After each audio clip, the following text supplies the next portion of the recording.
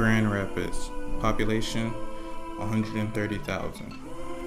The furniture capital of the world. But how can we be the furniture capital of the world when we can't even furnish houses for the 13,000 homeless in our city? Homelessness is a problem that can affect anyone, but it's also a problem that anyone can help fix. So me and my classmates decided to hit the streets and shed some light on the topic and the people involved, their stories, experiences, and point of views on the subject. This is Hearthside Gallery. It functions as a day shelter and art workshop/gallery. Even though it's open to everyone, it's primarily occupied by people who are homeless, battling homelessness, or once experienced homelessness and want to give back to the community.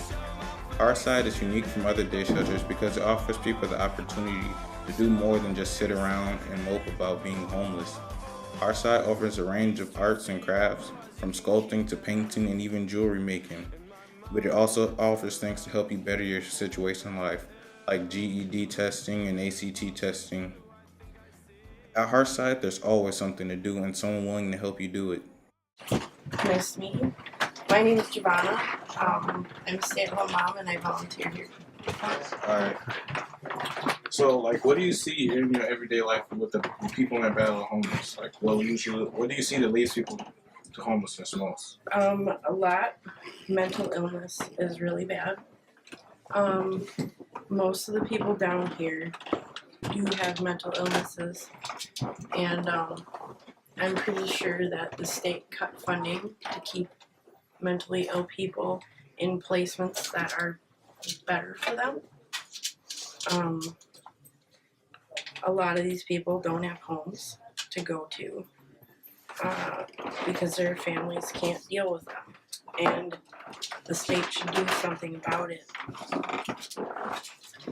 When you see people who come through here, do they usually have if all else fails, they have some place to go, or is it just they just wander the streets during the day and during the night and then come here when they can?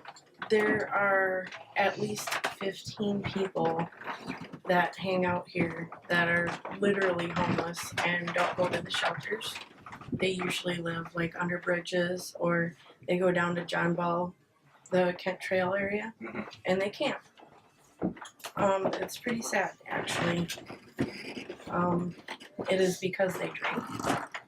So the missions won't let them in, and Maltrotters won't let them in either because that's a program to get you sober. So they're stuck in the cold.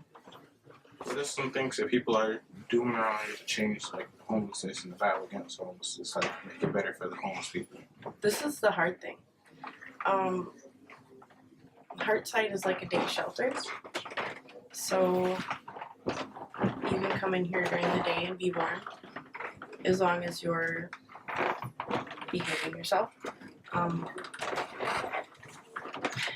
I think it's one of the very few places in town where you can actually do something and get warm. I know people hang out at the bus station. We actually, if you ask Sarah, we have a warming list of different places you can go to get warm. So there are places you can go during the day.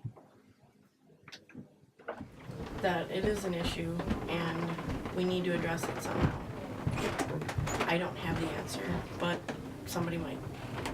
So if we talk about it and don't treat people like they're throwaways, then we can make something of it. Well, I see a lot of homelessness around every day.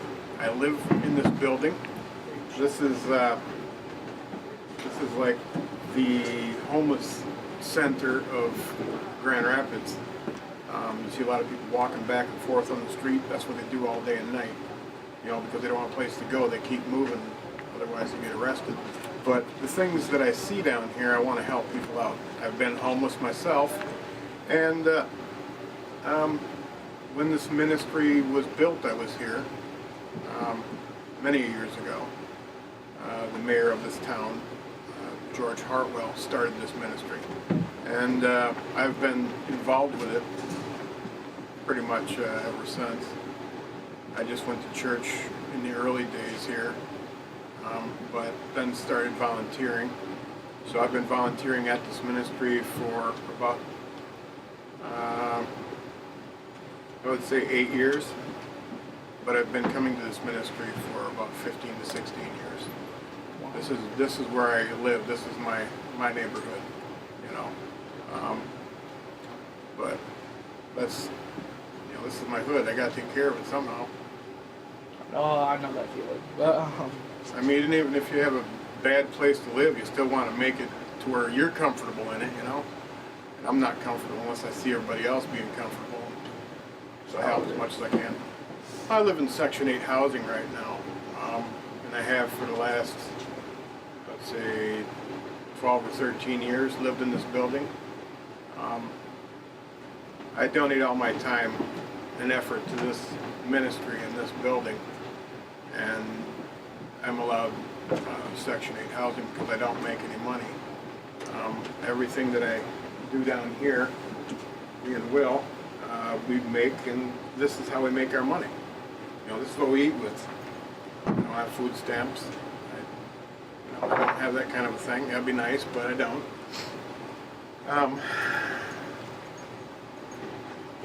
Pretty much, I had lived underneath a viaduct or bridge for probably 3/4 of a year, just trying to survive the hardest time of the year, which was fall and winter and spring. And then, you know, after that, started putting in paperwork for housing, got my housing. So I got my housing, and you know, going from there. Well, it actually is quite difficult to be homeless. You're corralled like sheep for the most part. When you want to go get something to eat, you go to one of the places that are serving free food, which is not good food. They seldomly put out good food. You know, I'm not hacking on their services because people need to eat whatever it is, but there's not that much healthy food going on, those kind of things. So you have to, you know, use up your food, your money for food to buy you some good food, or you got to eat at one of these places. We changed something that started the whole homeless procedure.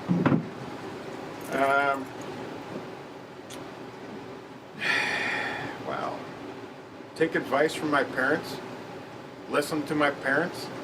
You know, nowadays I hear my mom speaking, you know, and my dad just passed away recently, but if I'd have listened to my folks when I was in their house when I was a kid, that all comes into play when you're older, whether or not you realize it or not.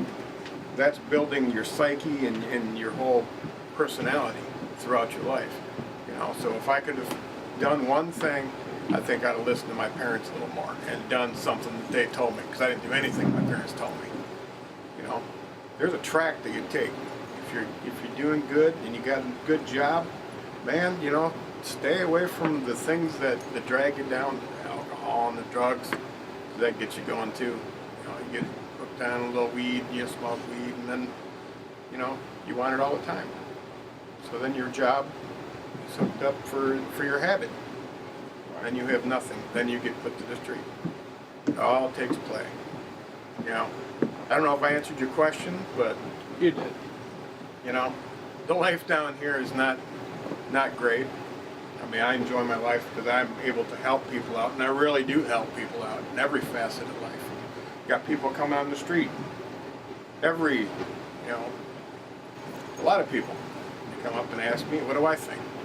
They ask me because they know I've been down here for a long time, and that I'm not afraid to stand up for what I believe in. And, you know, I see a guy getting beat up out there, whether or not it's going to hurt me by stepping in, I can get my butt kicked. I'm still going to do it. Because that's what makes you a man, you know. That's what a human does. It helps the next human along, you know.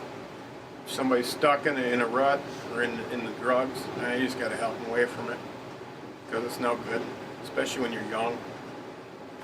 You know, if I could have stayed away from the weed a little more, not done so much acid in the day, that would probably be a good thing not to do. You know, because when I was a teen, I did a lot of drugs.